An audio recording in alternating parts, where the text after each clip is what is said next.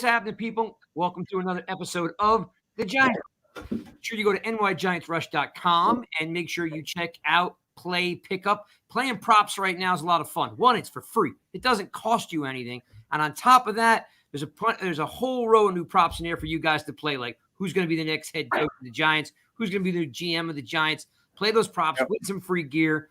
And of course, entertain the fact that, it's the only thing to do right now because there's a whole lot of Giants football going on. I'm going to welcome. No, it's January. Yeah, it's January, right? Guys, guess what? I always try to bring you a cool guest. I'm bringing you, okay, believe it or not, all right, you guys have known me for a while, but this is John Fennelly, okay? He's the original Giants guy. We were partners together for a couple years doing this, and then, of course, John went on to bigger and better things and left me behind. That's not true. So I'm thankful that John was he texted me and said, "Hey guys, when can I jump on?" I didn't let any of my other guys on tonight because I wanted John all to myself because we've been doing this for a while. So John, how are you, my friend? I'm doing pretty good. It's been a long season, and I'm glad it's over for the Giants, but the news just keeps on coming. The off season now is more active than the regular season because of all the news and all the shakings and goings on. Yeah, and of course, there'll always be an off-season story out of some player that either does something stupid or does something really good, right? You always get that one or two stories where this guy saved a kitten in a tree and this guy ran an old lady over on the corner. You're always going to get one of those stories. Or blew his right hand off. Exactly. Yeah, exactly. Yeah, that was a July story. We're only in January. Yeah, that's right. Yeah, we got a few months for that. Yeah. So thanks for coming in. I see a couple guys coming in here now. Patel's coming in. Chris is jumping in. Thanks. We're live on Twitter. We're live on YouTube. And John, we haven't hung out in a while. So no, and I miss you, Craig. I really do. Thanks, man. Well, I always get compliments on where's John? Is John ever coming back? When are you and John used to do such a good show. So you're a welcome addition back to the Giants, guys. I'm gonna do a couple things here because last week I basically said what you said. Season's over, right? Not a whole lot of good things to talk about. And I don't even know if I want to go over it anymore. It was so painful. Like, I don't know if you heard me ranting a little bit, but John, as you know, I don't miss many Giants games. And no. Last week or 2 weeks ago, the Redskin game was the first game that I have voluntarily not attended since 1984. I've missed games for funerals, weddings, a couple sporting events for my kids. I've never voluntarily just ate my tickets. Yeah, a lot of people did that this past week. The weather wasn't good, and they just didn't want to be there because they knew the vibe was going to be. It's not going to be good, and they weren't going to win the game. Yep. So there's a double bang there. You don't want either one. And the weather, I mean, I've sat in some crummy weather, snow, rain, whatever, late at night when everyone's asleep, because they got a 45-minute ride home. I'm still on the road. At 45 minutes into the ride, I haven't even gotten to Princeton yet. Yeah. So, when I don't go, it's bad, because I've sat through Eli with, 6 interceptions. I've sat through, Flipper Anderson running down the tunnel. I've sat through some bad stuff, but this year just hurt, man. Like it was bad football, and it just felt like there was no effort. Like Judge just felt like he wasn't even trying. Am I crazy for saying that? No. The quarterback draws were just putting up the white flag. I couldn't believe they were doing that. Actually, I could. If you want to live to play another day, but it's the last game of the season and a meaningless game. I mean, just throw the ball down the field. Who cares? What are you doing that for? Yeah, thank you. That's what I said. I'm like, what do you have to lose? Just throw the ball. You know Well, what I mean? Who they had who Jake cares? Fromm to lose. They didn't want to lose him. Yeah. He had about 0.3 seconds to throw. So I think Oh, that's why they circled the wagons there. But still, that was such bad optics. I'm going to pop this on the screen for you because I want you to see it in real time, John. So this gentleman here, Mark Thompson, great guy. Good night, guys, and Happy New Year. Sorry I missed last week. I'm here tonight. So Mr. Thompson lives in the Caribbean, okay? So so we've got people that jump on the show from Italy and the Caribbean. So we must do something right that people want to hear what we're talking about. Yeah. Okay. That's great. Well, welcome. Yeah. So welcome, Mark, and I see Joe's in here. Chris, I see you guys all in here. Thanks for coming in. John and I started this Giant Sky thing 4 years ago, and it's good to have him back. John, I'm going to get into the GMs in a minute, because that's what everybody wants to talk about. Right. It's actually come down to 2 guys, maybe 3. So yeah. But I wanted to ask you though. So when the season ended, did you want Judge back at all, or were you just totally turned off by what happened? No, he lost me a long time ago. He lost me probably early this season. Really? Yeah, I just I know they were playing hard for him, but strategy-wise, when we didn't try to open up the offense, they held Saquon Barkley back when he clearly didn't want to be held back. Okay. And I know it's not the player's call anymore. I know that the medical team steps in and the trainers and so forth. I don't have a lot of faith in them, by the way, either any longer. But, they just should have opened it up. Jason Garrett was a terrible influence on this team. He's a nice guy and everything, but he's a terrible coach. The games passed him by. Judge stood by him, and then they fought. And then, of course, Garrett went, and then Kitchens came in. And then by that time, they just didn't have enough players to get anything done on offense. Yeah. There were too many injuries by that time. I kind of agree with you. Like I held out that Judge was going to be the guy because it felt like he had something, that reminds you of Coughlin, or had a little something that reminds you of Belichick, whatever. Like I liked what he stood for, but I just kept saying, Joe, go for it already. Like, why are you playing this conservative? You know what it was, John? It felt like the special teams coach never went away. No. Like he couldn't shed that skin of the special teams coach. I needed him to be a head coach and play big boy football. He just never graduated to head. He thought he did. He talked like he did. Yeah. But his actions, proved otherwise. Yeah. He's not head coach material. And one of the comments here from Joe, he says, he never saw a fan base, basically disappear so quickly. Like, the head coach lose a fan base. Here, I'll be popping up here for you. I never saw a head coach lose a fan base faster than Judge did this year.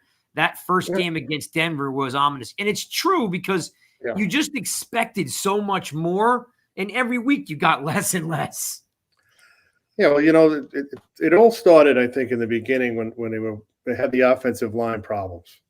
You have Nick Gates, a guy who was an undrafted free agent, by the way, who was a tackle, then a guard. Then they tried to make him a center. He had never played center ever. Not in high school, not in college, not in Pee-wee, nothing. Okay, so then they put him at center. He was overwhelmed. They're going back to last year. Okay, and he's still not a center. They needed to get a center. They didn't do it. Now, this year when Gates got hurt, it was a terrible injury, naturally, and, we hope he gets better and comes back. But when they signed Price, or they traded for Price, it took him a few weeks to get his feet wet, but you could tell that they got an upgrade there. He was an actual upgrade from Gates. He wasn't great, but Gates was not good at all at center. He was an average. I would say out of the 32 centers in the league, 25th. Okay. And Price was a former first-round pick. Took him a while to get going, but after a while, he became one of the best guys on the line. And that's not saying much. No, it is. The rest of them are garbage. Thomas had a nice year. Hernandez, awful. Yeah, Pert, awful. What was that? Skura, awful. Hernandez, awful. You're talking about guys, a couple of guys who, like Bredesen and Price, were going to get cut. Yeah. And the Giants traded for him, before the deadline. to get them, and they had to give up draft picks to get these guys. If they would have waited a week, which they couldn't have done because they didn't have enough bodies, they would have got them for nothing.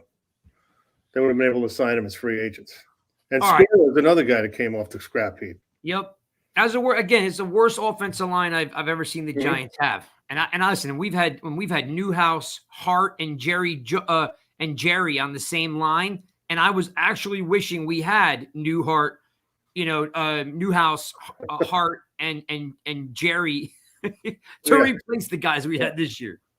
They've had some stiffs over the years. We know that. And Well, let's do this. Let's not kill the year because it's gone, and I'm glad it's gone. I just wanted to see what you thought about Judge because, I'll tell you, up until the last 3 games, I was holding out hope for Judge, and then it just when the offense and when I realized that Kitchens wasn't really running the offense and Judge was, and people didn't realize, they're like, no, it's Kitchens. And I said, listen, when they implemented the offense in the beginning of the year, it was Garrett's offense. Kitchens is running Garrett's offense. He's just calling different plays. However, when you listen to Judge say, I was preparing for a punt, he didn't want to have what happened to him in the Chicago game where he's backed up against the end zone. Right. So I'm like, well, wait a minute. So Kitchens is calling a play and you're overriding it to run a QB sneak to prepare for a punt? Well, it's second down. Have you given up on your team on second down? How about you go get a first down? Yeah. Oh, no, absolutely. He was throwing the towel in. And as a head coach, you can't do that. You can't do that. Yep. And he hadn't done it until the last couple of games. You saw him, kind of give up. He was kind of fed up. Yeah.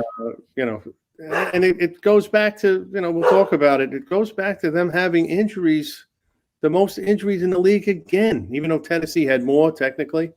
But, for 7 out of the last 8 years, they've been in the top 3 in injuries.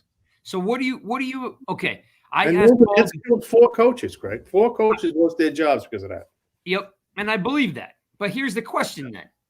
I asked Paul Dottino about the turf, and he says the turf passed with flying colors. It's been tested. It's not the turf. You remember they had a game. It's definitely not the turf because the other teams would be complaining about it. So how do we have so many soft tissue injuries year after year? Personnel. You do. Yeah. When you walk into the Giants facility, and which I have done many times over the years, you see the same faces over and over again. Training staff, medical staff, scouting staff. That's why when Merritt says, "Well, we're gonna clean house," you're not cleaning house. You're just getting a new GM. You're just getting a new coach. You're not taking care. You're not looking at your organization and giving it a full audit. And going department by department and cleaning out the dead wood. Some of these guys, the world has passed them by. So even starting, like you said, training staff. These guys are being held back. There was a quote you mentioned about Barkley before we started the show. There was a quote from Peppers, and maybe it was like Patrick Graham says, "Are you ready to go next? Are you ready to go this week?" And Peppers' quote was, "I was ready to go last week." Yeah. So they're holding them back when they don't want to be held back. That's got to be medical staff, right? Yeah, that's who makes the decision, and that's all sports now. It's just not football. And it's just not the Giants. They're so concerned about, liability more than the player's health. It's not like, we want to keep this guy healthy. No, we don't want to get sued. That's a big part of it too. And, with Barkley, he was ready to go. I mean, he knows the clock's ticking. And, here he is, standing on the sideline. Then they finally used him. And, what were they doing? He's running behind a line that can't block. They're throwing him passes, and, who's throwing him passes? Jake Fromm and Glennon. I mean, come on. The guy didn't stand a chance this year. I think he obviously gets one more year because they can't cut him. The 5th-year option now is fully guaranteed, and it's, it hits against the cap. If you remember when they traded for signed Adoree Jackson, he was cut by Tennessee. Yep. Because they didn't want to pay the $8 million 5th-year option. Yep. That was the last year, the 5th-year option, you could shed off your salary cap. by cutting the player. Now you can't do that anymore. You have to trade them. And no one's going to trade for Barkley for $7 million. Nope. Let me jump in here. Be a 7th-round pick for him, but Patel, thanks. I'm looking who's here in the chat. I got Patel's in here. Chris is in here. Joe Clark's in here. Mark's in here. Thanks, guys, for stopping in. I'm going to get to all your questions in a second, so hang tight. We're going to answer your questions. You're right. Listen, there's guys that are ready to go, John, and they're being held back.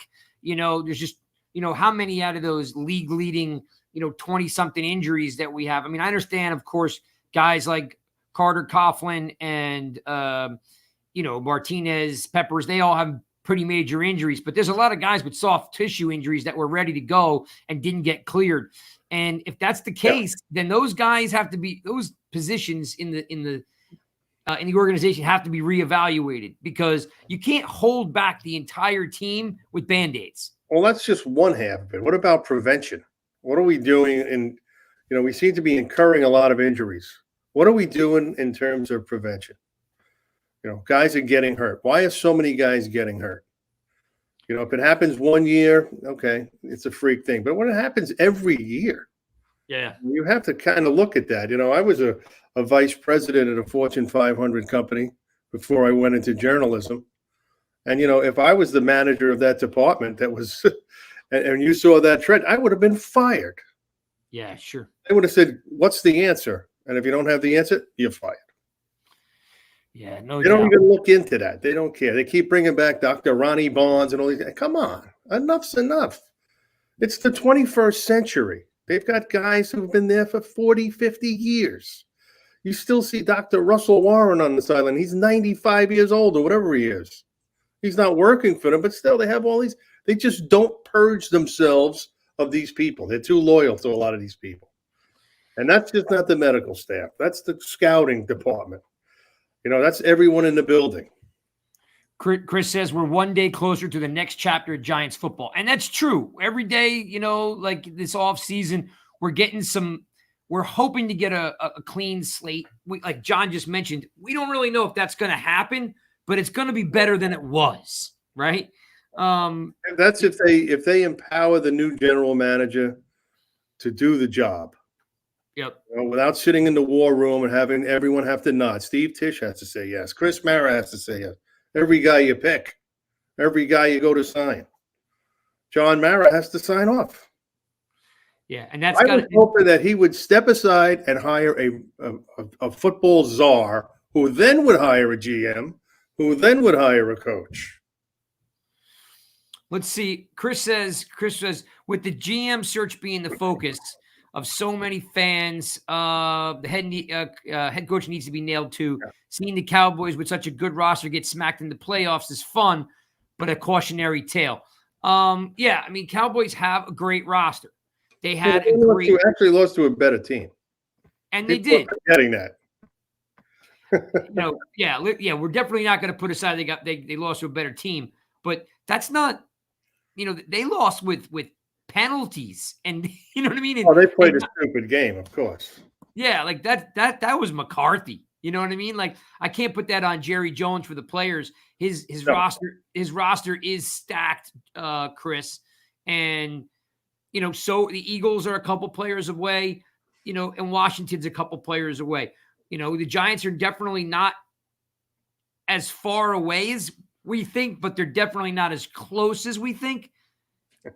So, we're definitely going to get into GM. Let's see what Joe says. How is it possible to have 10 years of bad O-lines? How's it even possible? Well, here's the thing, Joe. They drafted a bunch of guards and tackles. They just didn't pan out. I mean, they drafted McCants and Harrimans and Flowers and Brewer and, what was the center? They drafted Justin Pugh, and he's still playing in the NFL. Bobby Hart is still playing in the NFL. Yeah, Bobby Hart. Flowers is still playing.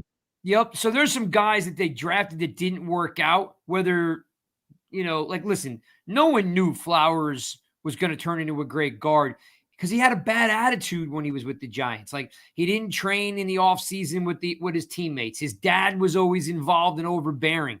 He wanted to play left tackle or nothing. They moved him to right tackle, and he sucked there too.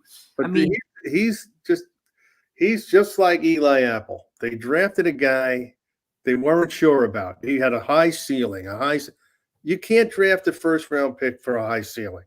The first-round pick has to be ready to go. Yeah. And none of those guys were ready to go. And thanks, Mark Thompson. Yes, Richburg was the same. Now, Richburg was a great pick. He just was injury prone. Every year he broke his hand. He had a bunch of concussions. So no, Richburg, you couldn't help. He was a good pick. I mean, you're going to have a couple of good ones, and you're going to have some bad ones. And then, unfortunately for them, they had bad luck. And again, they can't keep anybody healthy. Now, to answer your original question is, how is it possible? So, the team is built on the draft. There were players that were drafted. And there was other guys too, like Coates and Pettis and a bunch of other guys that didn't make it. The difference is when you really needed to have a great offensive line, the Giants didn't do anything about it. I mean, 4 years ago, Dave Gettleman said he would fix the offensive line with his hog mollies, and he did nothing about it. It's the opposite. Listen, I was no Jerry Reese guy, okay? But when Jerry Reese looked back at the 80s and 90s and said, well, we needed a pass rush, they went out and got Justin Tuck, Kiwanuka, JPP, OCU Manure. Like, they drafted defensive ends like 1-2 a year, okay? They didn't take a year off. No. With that was Ernie and Jerry Reese, and what their philosophy was, they got to have the pass rush. Yeah. Now, Jerry Reese would never draft a linebacker. We laughed about it for years that oh my God, they had no linebackers. But just to make my point is, to make the point, it's more or less right now we need offensive linemen, plug and play. Like John just said, forget, you can't have high ceilings. It's got to be, we have 2 picks in the first round. We have 1 second round and 2 third rounds. So you need 3 plug and play guys, whether you're drafting, but it doesn't matter. So to answer your question, Joe, is it's possible because they just didn't keep filling the funnel. They gave up on it, and then when you give up on the funnel, you're stuck with free agents and they don't always work out. And, they did have Kevin Zeitler, and they mismanaged the cap to the point where they had to keep Solder and cut him. And that was, to me, I was like, that's mismanagement 101. That is awful. Your best lineman, you let him walk. You don't have 3 good linemen. Forget about 5 or 7. They had 3 maybe good linemen, and he was the best of the 3, and they had to let him go. And Solder, as we know, is over the hill. He's done. Yeah, and we all know the story. A judge asked him, he said, I trust you, come back. And Solder was like, felt obligated to come back, Hey, Chris. But, better days are behind him. Thanks, Chris, for jumping in the chat. We're going to get to your questions in a minute. We're just kind of wrapping up on it. I opened this can of worms by asking John if he liked Judge, and then we kind of spiraled into some other stuff. Let's talk about something fun. Yeah, how about it?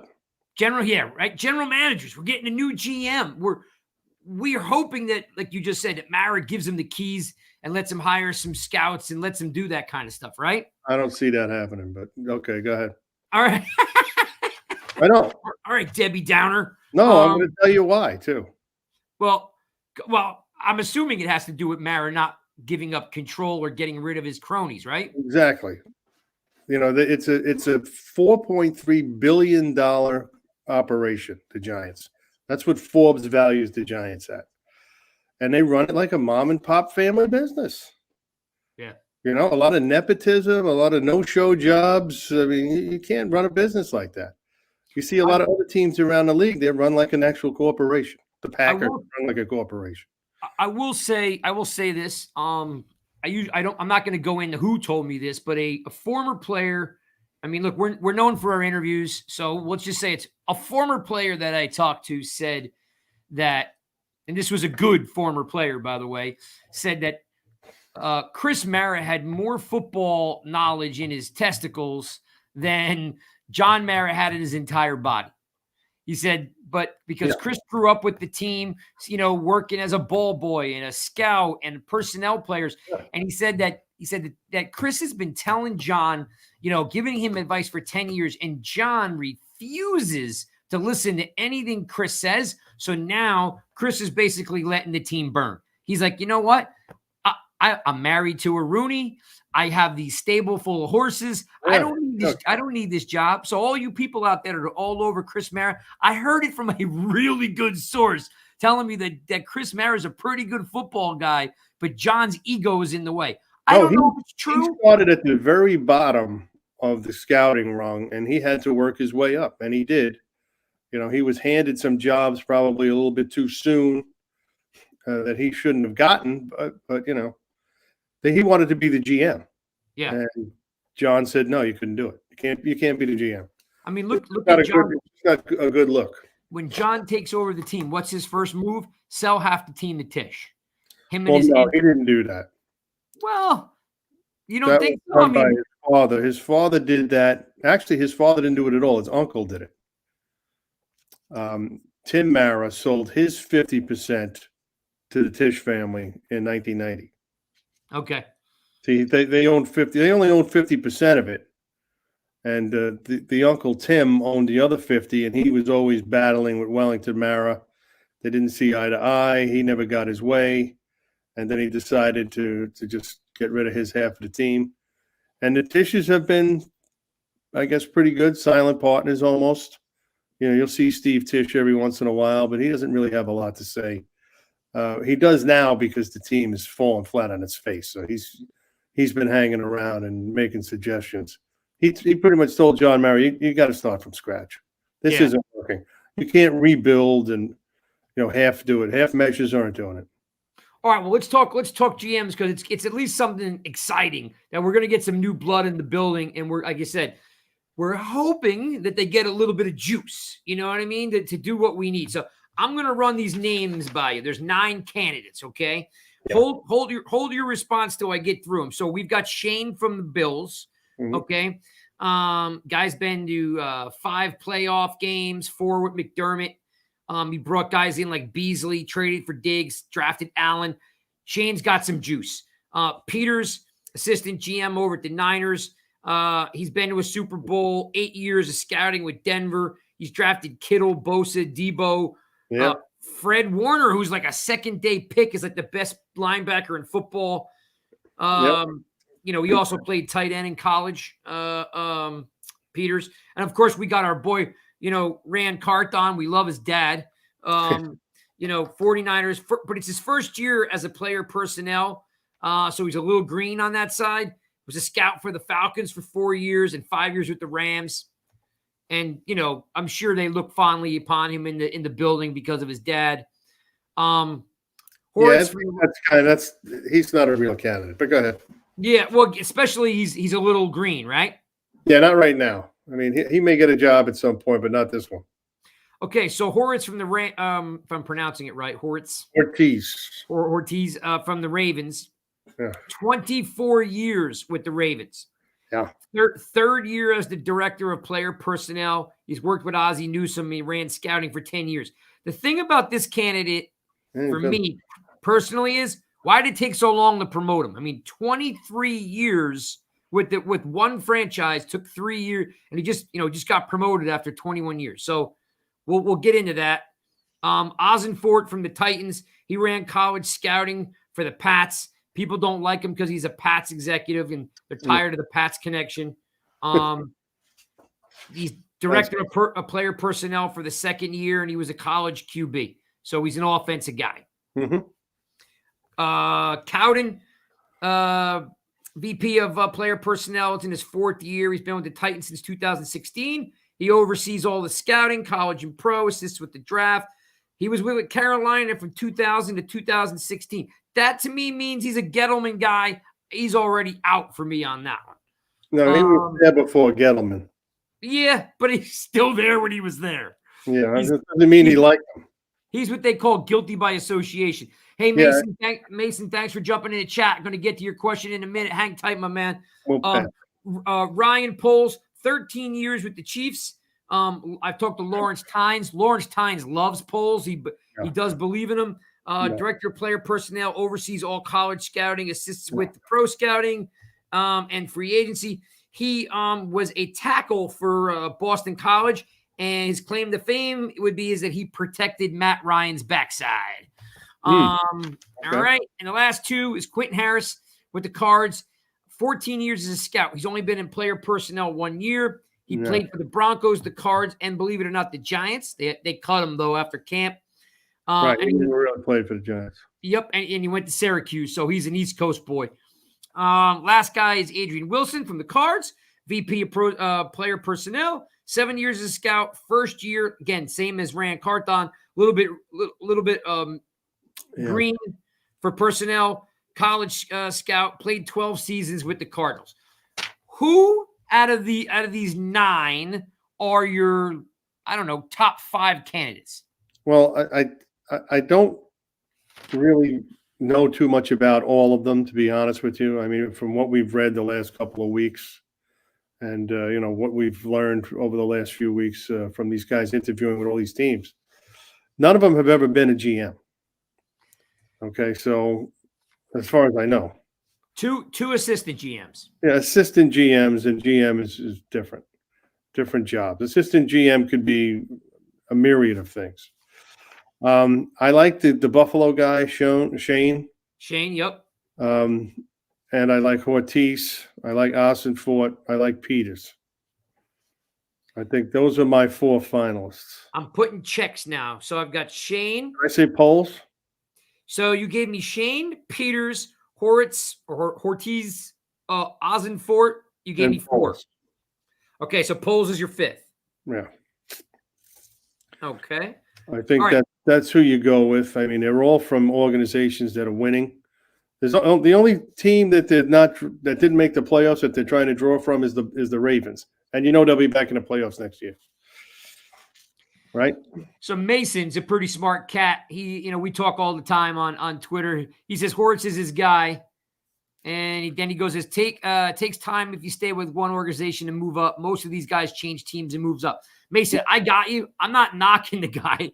I'm just saying that 21 years and they finally promoted the guy 3 years. It just seems like a long time. That's all. Yeah, he's been running their draft and their scouting. I mean, he's responsible for a lot of that roster, I guess, when you think about it. And they always have a good run. They always draft well, the Ravens. Yes, they do. They draft well. Tennessee's been drafting well. San Francisco's been drafting well. Kansas City naturally has been drafting well. So, and Buffalo, obviously. All right. So Marks wants to know, he says Shane and Poles are the only 2 that I've heard so far being interviewed a second time. That is accurate. That's true. From what I read. John, you agree with that those are the only 2? The only 2 we've heard of. There may be another 1 or 2. I mean, it's a real short list at this point.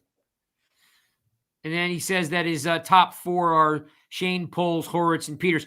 I think you're right on there, Mark, because right now some of the younger guys like Rand Carthon and Harris and Wilson, they're just a little younger.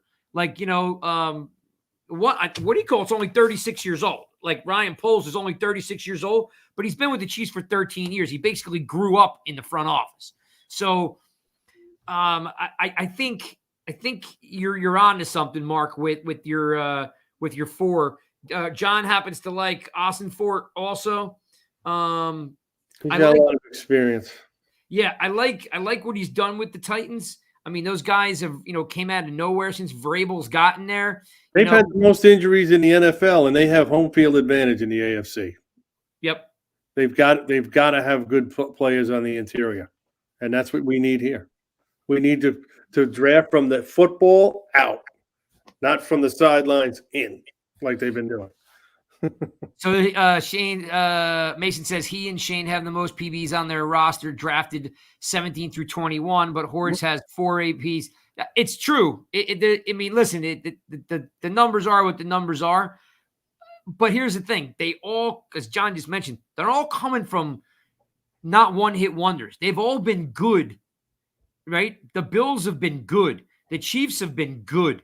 The Titans have been good. These franchises over the last 3 to 5 years have just been good on both sides of the ball, offense and defense. Yeah. And and look, the Titans.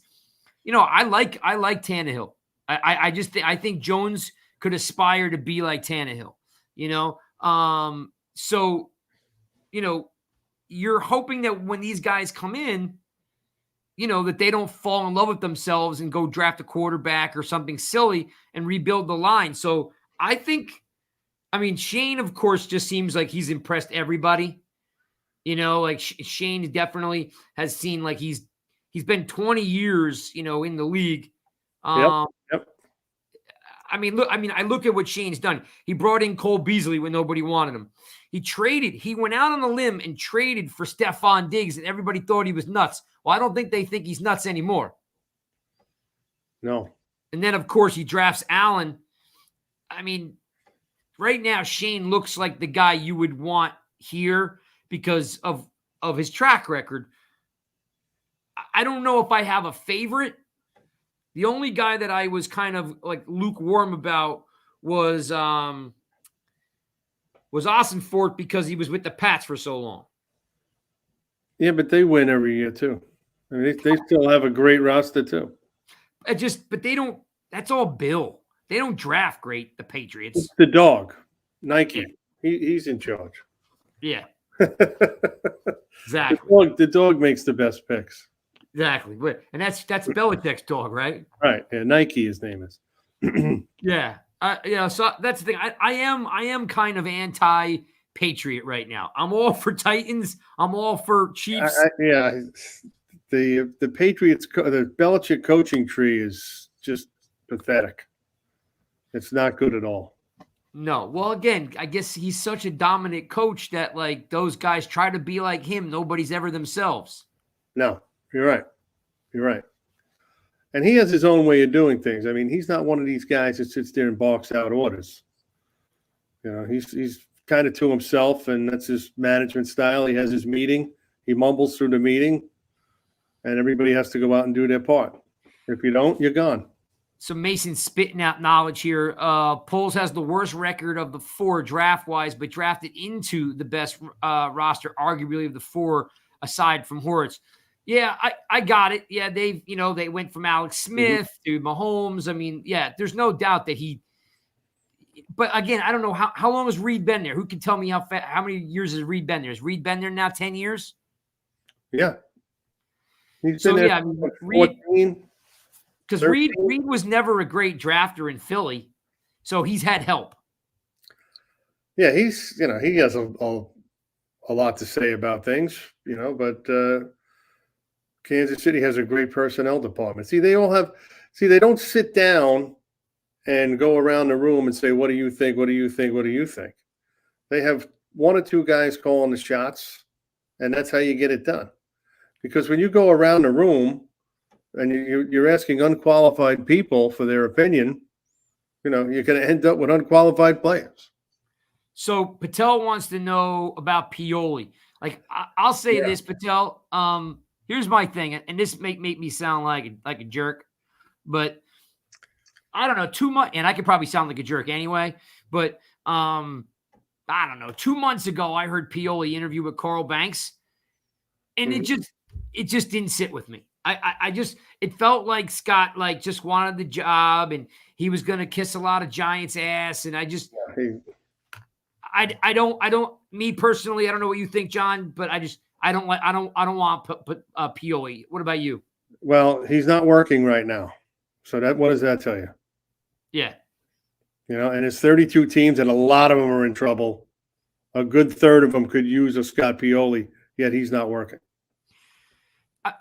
Again, I'm sure Pioli's decent, right? I'm sure he's decent. When I hear him talk about, what happened with the Browns and what happened with Kansas City, oh no, he knows what he's talking about. But personnel's a little different. You cut from a different cloth. Does he want to be the GM? Does he want to be a VP? What does he want to be? Being a GM is not a glamorous job anymore. That's not the job people really want. They want to be VP in charge of football operations like Tom Coughlin was in Jacksonville. Gotcha. Got to start somewhere. Yeah, GM is still kind of a middle management job. Well, okay. So out of these four, you gave me four. We'll count Poles as your fifth. Who do you really want? Who's going to change the Giants for the better out of these guys, and why? I'm going to say none of them. The way it's because they're not going to come in and blow up the scouting department, blow up the medical and training department. They won't have that authority. You're still walking the building and you're learned the lesson? Guys dragging ass. What's that? You don't think Mara's learned the lesson? No. Remember, he didn't come from a family that was wealthy that bought a football team. The football team is their business. Not like Stan Kroenke. He's in real estate. The Rams just happen to be one of the things he owns. Yeah. You know what I'm saying?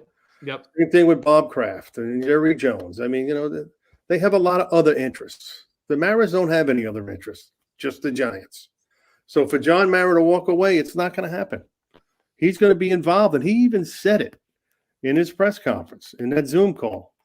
I still have last say. Yeah. They bring it to me. So if I'm the GM, I'm like, if I can't pick the players and, that I want, I can't be responsible for what happens. I mean, he did also say, I let the head coach and the GM make a decision, and unless there's a off the field issue, I bless it because they want it. He did say that. Yeah, that's what he said. But we know that he, has final say. Yeah, and he's gotten a lot of crap, you know what I mean, for making it to – think about it. We're interviewing 9 GMs. He interviewed 2 GMs before when he hired Gettleman. Right. Louis Riddick was the other one. Yep. Yeah. Loudmouth. Should have hired Louis Riddick. I don't know, man. I'm not a fan of that cat whatsoever. He should have hired anybody but Gettleman. Gettleman is the absolute worst general manager I've seen in any sport in my 55 years of watching sports. He is the worst. You could not do worse than he's done. So tell me a little bit more why you feel it. I agree with you, but I'd like to hear your opinion, like where he just completely dropped the ball. Because he didn't explore. He fell in love with certain players, and he had to have them. What you do is you try to find the best players to fit your team. He found players that he liked, and he forced them on this team.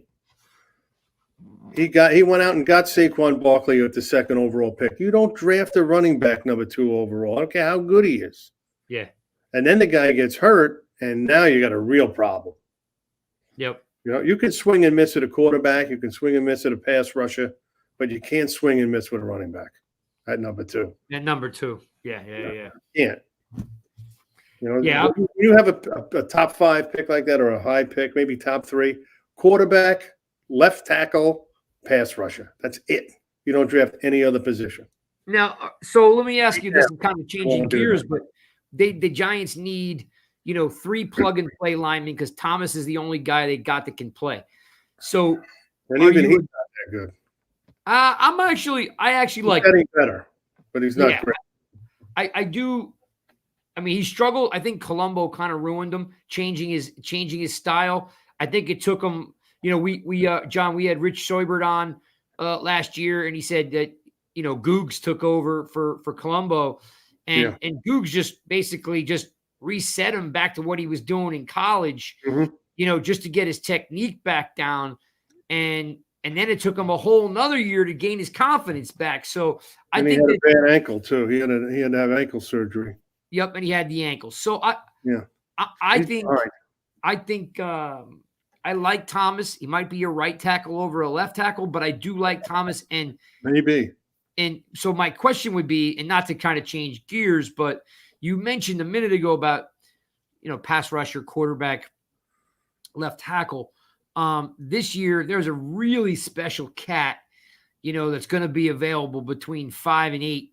The center from Iowa, Lindenbaum. I've never seen such an athletic lineman in my life. Yep. And I mean, he's nasty. He's fast. There was this one play, John, where I was going off on Kitchens, where he actually had the center Price pull to block Who's the defensive end? Chicago's defensive end had 17 sacks. His name is escaping me right now. Oh, what was it? Floyd? Not Floyd.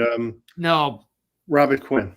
Yes. Okay. So Quinn is literally, outside of TJ Watt, the best defensive end / linebacker in the game. The guy's got 17 sacks.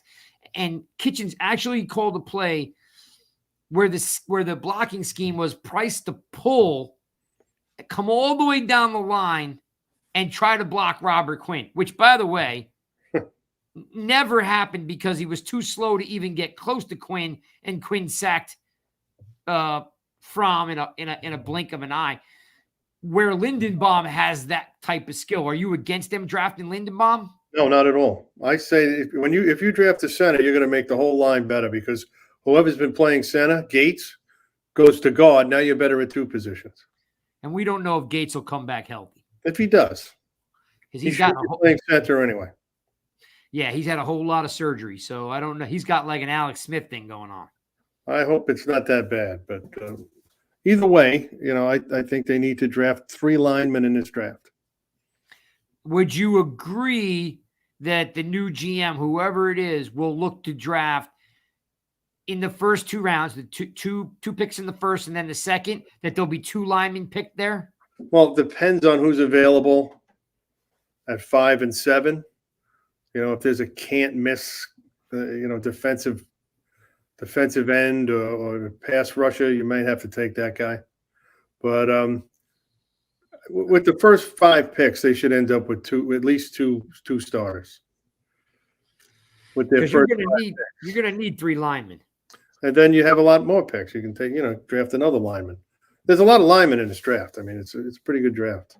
Yeah, Mark says Mark says that Lindenbaum looks great, but I'm not sure about picking him so high. Look, the kid is special. Like, he's Pouncey. Like when Pouncey came out of college, like this kid is definitely special. I mean, so he'll anchor the line and make everybody around him better. I don't know if Lemieux will come back and he's not a great pass blocker, Lemieux, but he's scrappy anyway. So Lindenbaum will make Lemieux better if Lemieux becomes one of your starters. So I know you don't want to draft the center that high, but it won't be a mistake if they draft him. If they draft him at 5, 6, 7. What is it? 5 and 8? Is that the pick? 5 and 8? 5 and 7. Yeah. So 5 and 7. Yeah. All right. They should have drafted Creed Humphrey instead of Ojulari this year. Even though Ojulari had a decent year, Humphrey was the pick. Yep. I didn't draft him. I just sat there and like, Jesus, what are you doing? But Ojulari had 8 sacks. I mean, that's not so bad. That's like a Giants rookie record. Yeah, we know, but still, that's the better player is who? Humphrey. So you have, and you need a center.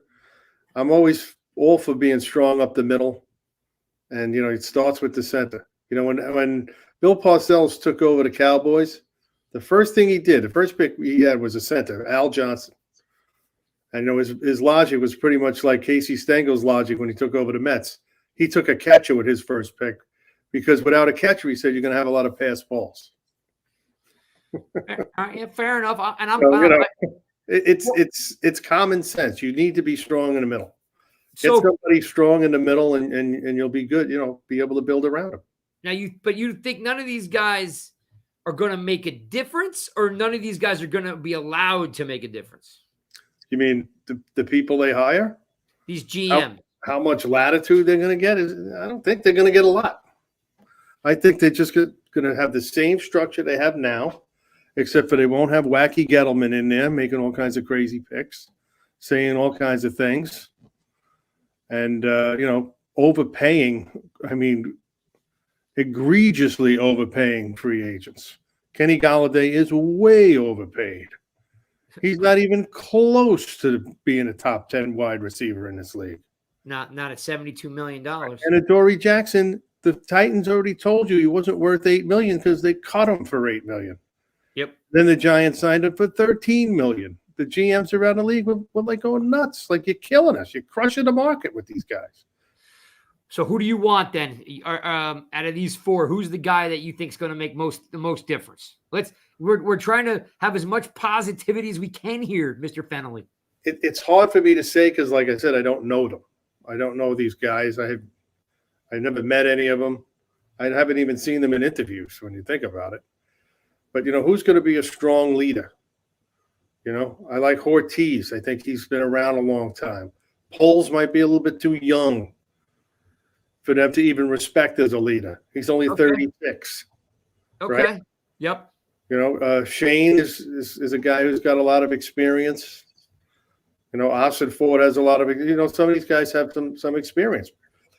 Peters has a lot of experience, and I think that he would be a guy. I think that he's a polished guy. I like Peters too. You know what they're going to want to know? Who's going to be your coach? Who do you want as your coach? Well, in my opinion, in 2022, if you don't have an offensive-minded head coach, you're kidding yourself. So there are some defensive head coaches that are good. Mike Vrabel is good. A couple other guys are good. John Harbaugh, who was a special teams coach, he's good. But most of your winning coaches, offense. Belichick naturally is defensive coach. But look at all the teams that are growing great guns now. Sean McVay, Bruce Arians. Yep. Reed was an offensive coach. Andy Reid. You got to put points on the board. And, if they hire Shane, hopefully he can bring in Brian Dable. And they can get something out of Jones, which I was never a Jones fan anyway. So, all right.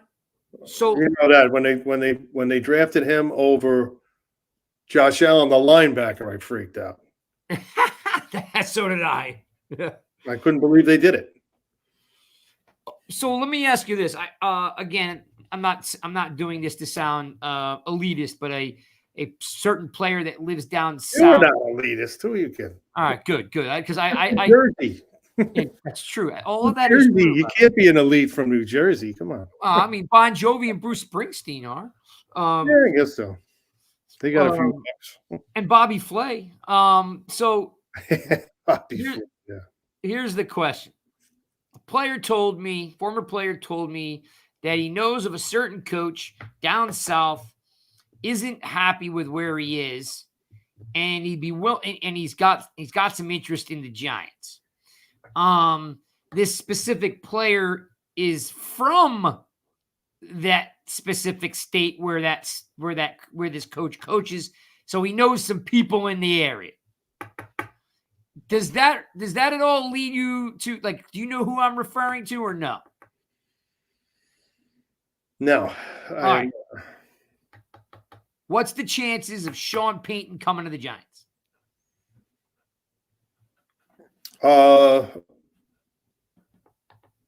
Very, very slim. I'm going to tell you why. It's going to cost a lot to pry him away from there. Not him, but the Saints aren't just going to give him away. Agreed. The Saints, because it's going to be like 3 number 1 picks or some crazy thing like that. Yeah. Because the rumor is that he's kind of ran his course in New Orleans because his golden ticket's not there anymore, which is Drew Brees. Yeah. And there's some chatter that you've got Russell Wilson looking at Denver, the Giants, and New Orleans. Mm-hmm. I could see Russell Wilson going to New Orleans because of how offensive-minded Sean Payton is. I mean, the guy's a great offensive coach, right. and Payton's not going to win anything without a quarterback. That would be a good fit for him. But then there was some chatter that if Payton came to the Giants, that Russell would want to come to the Giants. The Giants are in no position to get Payton, let alone Wilson. Yeah. But I just wanted to throw it at you on what you thought, if it was at all possible to figure out. Because remember, New Orleans still needs a quarterback. New Orleans may want to come up in the draft for Pickett or Corral. Yeah. I think that they'll be making a move for a quarterback this year, but they do love the guys they have. They have a lot of money. There's no way that Tyson Hill and Taysom Hill, yeah. They and- love him.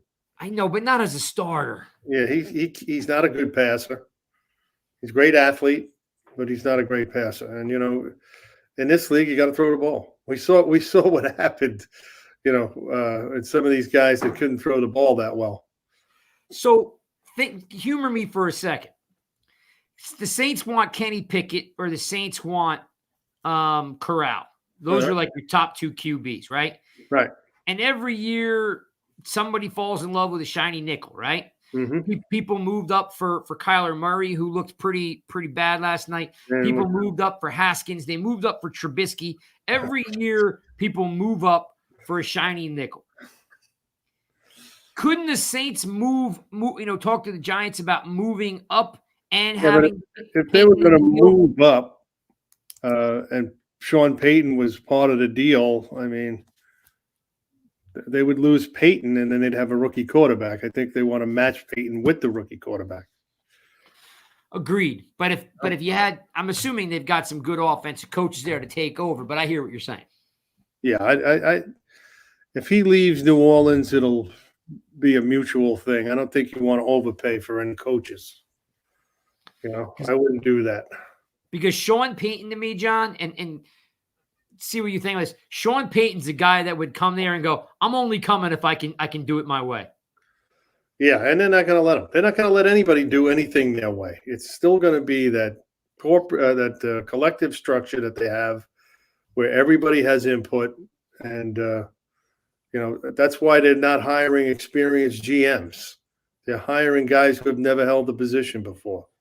Okay, now you and I are old. I'm old and broken, but these young guys, they also don't. I don't want to say take a lot of shit, but like they want to go somewhere. They're gonna be allowed to spread their wings and do it their way. That's what makes Peters and Shanahan so good. That's what makes Shane and McDermott so good. And these nine, there's plenty of people that want to come for this job. In the beginning, everyone was like, no one wants the Giants job. People want this job.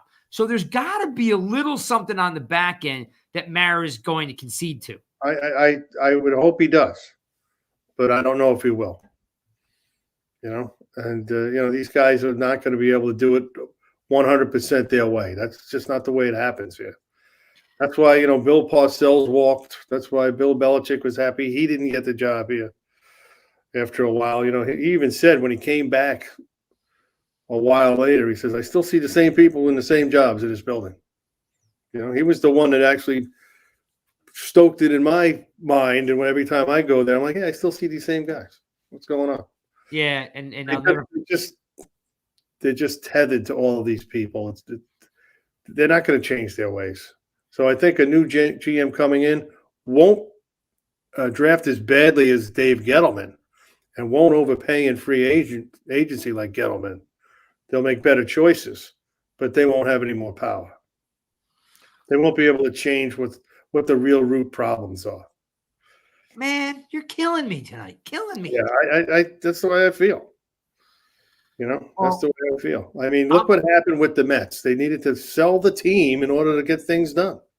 Yeah. And they still can't win. Yeah, and they still, they're still on the fence. But, you really have to – the owner has to step out of the way, and it's not going to happen. Yeah, well, that definitely hasn't happened with the Mets or the Yankees. I mean, there's a long history there, right? No, yeah, baseball is a different thing. I'm going to go the other way and say that Mara's pretty embarrassed people are yelling at him from the stands, stop hiring family and hire football people. Mm-hmm. The stadium's empty. He's getting more hate than he's ever got. It's the first time since I can remember being a kid. He said this is the most he's ever been embarrassed, being the owner of the team. Like, I've never heard him ever talk about being personally embarrassed. I've heard him say he was disappointed and that things should be better. And if he doesn't see change, things are going to happen. I've never heard him say he was going to be embarrassed. And he said he was embarrassed. So I'm holding out hope a little bit that he realizes that at 70 years old or whatever John is now, that, that he's got no reason to hold back these new young coaches, because he may have a young Parcells, Belichick, or Coughlin on his hands if he brings in a good staff. I don't. Mark says you're dampening the mood. Yeah, I'm sorry, guys. I mean, I think I know the organization pretty well and the way they've been operating. And, unless he makes personal changes, and allows, somebody to come in here and really take an objective look and make some broad strokes, things aren't going to change. So are you remember Dan, right? Dan Dugan? Sure. So Dan wrote a piece today. I didn't read read it. I read that piece. Yes. How was it? Good. So people out there in Giants land, if you're not paying for The Athletic, I don't remember what the subscription is now, but it's like $1 now. All right, so go out there and get The Athletic. And you by the Times. Yeah, you could go share it, whatever. But Dan wrote a piece today about the Giants organization and I didn't read it yet. So John, you could tell me, is he letting the cat out of the bag? Is there any information? Well, basically, he's going to tell you the same thing I've been telling you right now. The changes aren't coming. And they don't want to do it. Yep, that's sad. What he really needs to do, John Mara, is retire and hand the reins of the team over to somebody who will stay out of the way. How does Jerry Jones do it then? He doesn't. I thought Jerry Jones was like the GM. Full responsibility for everything that happens with the Cowboys. He does. Yeah, him and his son Steven. Jerry Jones makes no bones about it. I'm the boss. I'm the GM. I'm the owner. I'm everything. And but he doesn't. They haven't won crap, but he tries to be competitive. Yeah. No, they have a good team. I mean, they just haven't been to the Super Bowl. No, and they shouldn't. And the way they played the other night, I don't know if they're gonna get to a Super Bowl. No, the difference between Jones and Mara and and other owners is Jones stands up front and center. He says, "I'm the boss," and everything's either to my credit or I'll take the blame. Well, the other difference is that Jerry Jones isn't afraid of signing a guy that's got a checkered colored past. Mm-hmm. You know what I mean? Where the Giants don't do that, or if they do that, they find out that they weren't paying attention. They were asleep at the wheel, right? Yeah. And I think they might know a little bit more about personnel than the Giants owners do. Might, yeah. We'll see. They lucked into a few picks. Well, I'm leaning on Peters, but I'm not a fan of the coach he's going to bring. Which guy? Is it McDaniels? Is it Mike? Is that his name? Is it McDaniels? Mike McDaniels, the offense coordinator? Who's that? Which team are we talking about? 49ers. 49ers, the passing coach. Oh, yeah. I don't like him because I know that people are kind of picking on me a little bit on Twitter today because it's got nothing to do with what he looks like. He's a nerd, and that's fine. I like offensive nerds. My problem is that when he talks to the press, he's always trying to be their buddies, and he's always trying to be witty and funny. And I don't find that goes over well in a locker room. Like, they want to know that you're crap and you're going to get it done. And someone's response was, as long as they're winning, that's all that matters. I'm like, well, there's not going to be a lot of winning in the beginning. You got to earn respect. You got to earn trust. And if you're always joking around, trying to be everybody's friend, listen, Leonard Marshall said it in the interview that, Parcells was going to get fired in 1984. And he's finally said, well, if I'm going to get fired, I might as well do it my way anyway. Right? So I don't like a guy that comes in and he wants to be everybody's buddy. I don't like that thing. It's not to do with what he looks like, all right, because he's kind of got that glasses, nerdy look. I'm like, whatever, I don't care. But if he can't come in and command respect and have some kind of discipline, he in the short amount of time I've seen him in these 7-8 press conferences, he's always looking for a joke and something witty, and he wants to be the friends with the media. I don't think that's a guy you want as your head coach. That's just me. Which guy are we talking about? The offensive coordinator for the Niners. I think his last name is McDaniel. Okay. And he would be a potential candidate for that would come with Peters. Oh, okay. Mike McDaniel. Yeah, that's the guy. Yeah. I know this guy. Yeah. I'm just not a fan. Like when I see him do a press conference, he's always witty and funny. Yeah. And, and I just don't like guys like that. I'm like, just tell them what they want to know. Answer the questions as direct as possible. Stop making jokes. Don't be the press's friend, because when you're the head coach, you can't be like that. No, I don't think he's going to be hired as head coach anyway. Well, that's the guy they're talking about that Peters might bring with him. I don't know. That's not, I like the fact that the guy's an offensive coach. We saw Daniel Jones when he had Pat Shurmur, how good he looked. Yeah. When he looked good, he looked good. He still made mistakes, but, they brought in Joe Judge, and this kid's career just went right in the toilet. Yeah, they ruined him. There was a lot of extenuating factors. The fact that Jones isn't that good to begin with is not as good as people think he is. He's not as good as Gettleman and Namaris thought he was going to be.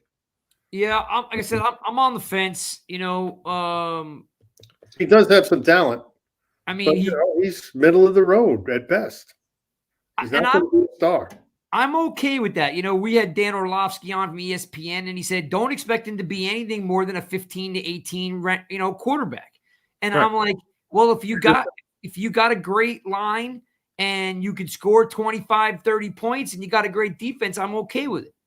You have all these people, they attack me on Twitter saying, if he had a line and he had this and he had that, I said, you could say that for anybody in America. They could get behind an offensive line with great receivers, and they'd be a good quarterback too. Yeah. That's easy to say. The quarterback, in my opinion, can take an average team and make it good. Daniel Jones can't do that. Well, I hear you. Again, I'm not making excuses for Jones. My thing with Jones is he has Shurmur, right? He fumbles the ball like crazy. He works this to cut his turnovers down in half. Then he gets a new head coach. Then he gets a new offensive coordinator. He gets a crappy offensive game plan. He gets a crappy offensive line. Like he's had everything possibly go wrong for him that could go wrong. Right. And the fact that he's, Eli played 200 straight games. This guy's been hurt every year. Yeah. But I also don't feel like there's anyone in the draft the next 2 years that like I don't know. I know. Well, this year definitely not. I think Pickett and Corral both have some potential, but it's hard to say because people thought Haskins and Trubisky were going to be good. I didn't think Trubisky was going to be good or Haskins. I didn't like either one of them. People, I didn't. Yeah, not me. When the Bears traded up with the 49ers to get Trubisky, I thought that was one of the most insane trades I've ever seen in my life. Patel says they drafted Judge because they knew he'd be able to handle the New York media and represent the team well. There's probably some truth to that. That is true. Yeah. He's done that. He's a nice kid. He's a good kid. But, it's when it comes to being nice and, being a great player, one thing has nothing to do with the other. No, I don't know where you're going to find the next Josh Allen or you're going to find the next Aaron Rodgers or Pat Mahomes, they're not easy to find. And all these guys that you want to reach for, everybody's out there reaching for this kid from Liberty. I'm sorry. I'm not doing it. I'm not going there. 20, he threw for 2,800 yards. He had to transfer because he couldn't cut it at a big school and he went and played at Liberty. They don't play anybody. He hasn't played the best competition out there. Yeah. Don't you want a quarterback that's faced Georgia and Alabama and LSU or Boston College, Michigan State? Don't you want props? You want somebody from a Big Five. I want a quarterback that's played in the SEC or the Big Ten or somewhere. I don't want again, nothing against Liberty. I'm just saying that the kid was a nice quarterback at Liberty and he has some Lamar Jackson-esque, plays. Lamar Jackson is a turnover machine. Yeah. So anyway, you live by the sword, die by the sword with Lamar Jackson. You do. Well, John, you're hanging out with me. We're going to have you back, but we're going to have you come bring some positivity next time. I would love to.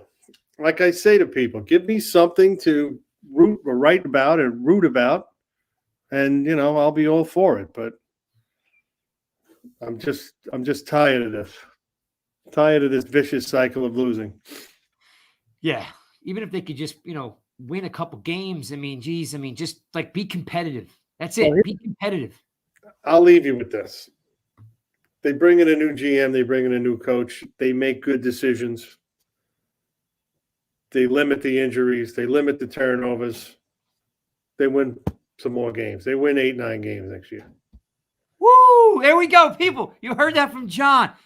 That was his positive spin on ending the show. You got to be happy with that. They could do it. They want this one's for you, John. Can you break down Chris Mara? I can't even pronounce his name. Chris Pettit. Oh, he spelled it wrong. Chris Pettit and McDonald. Okay. I don't know what you want me to break down. McDonald is his mother is a Mara. Wellington Mara was his grandfather, and he was at Notre Dame. He worked for Brian Kelly, and then he came and worked for the Giants. They initially were going to hire him, but they were tired of hiring, family. So they went and seasoned him out at Notre Dame, and he made his bones there. Everybody likes the guy. I mean, he's a pretty good evaluator. I don't see him going anywhere. How much power he has, I don't know. But I think it's only going to be more and more. And I think with Chris Mara, like you said before, I think you touched on something there. He just may be phasing out. He may be phasing himself out. Yes. That's what I was told. He was phasing himself out because he's had enough trying to advise John, and John doesn't want to listen. It just gets tiring after a while. I think that he's pretty good at what he does, Chris Mara, but he's just one voice in the building. And after a while, you just give up. And I think that's what, he's just got – at some point, when you get to a certain point in your life, 50, late 50, 60, you just want to live your life and forget about the grind. Yep. Chris Pettit, hey, just look at the way they've been drafting. So you tell me. Yeah, he's the first one that should go. Proof's in the pudding. I don't think he's done it. He was promoted by Gettleman, by the way. He's got no ties to the Maras, right? No, other than he's been here a while. Yeah. All right. Well, then we need to get Pettit out first and foremost. Yeah, I don't think he gets to stay or gets to do what he's doing anymore when they bring in a new GM. If they really want to hear what an outsider has to say, this is what they're going to tell them. Your people aren't that good. They're not doing the job. You need to clean some people out. A lot of dead wood, a lot of people in over their heads. And it's obvious. It's showing out on the field now.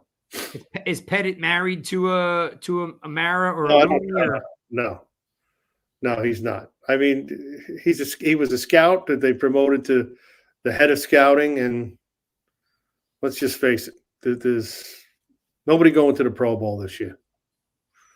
Yeah, and last year was a gift, right, with Evan Ingram. Yeah, but he didn't draft any of those guys. All right, well, people, thanks for listening to another episode of the Giants Guys. We'll bring John back. Remember, this is the original Giants Guys right here, just in case you people don't know. And then John retired, and like I told you, left me behind for better pastures. But he reached out and said, you know what, I'm going to go slumming and hang out with you, Santucci, for a little while. So nygiantsrush.com. Check out all the new content up there. Go to Play Pickup and play those free props. They're always a lot of fun. And check out, the new team. We'll be back next week with Kawika Mitchell, the inside linebacker from the 2007 Super Bowl team. So we continue to crank out some good interviews with some great guys. 2 weeks ago, Leonard Marshall. 2 weeks before that, David Deal. So we're getting great interview people. Yeah. Read it, pass it, share it. Thanks for tuning in. And all you guys here, Patel and Mason and Chris and John, Mark, who else was in here? We Joe, Emmanuel. We thanks for all you guys coming, jumping in. There's a bunch of other guys in there. Thanks for all hanging out with us tonight, and we'll see you guys soon. Peace.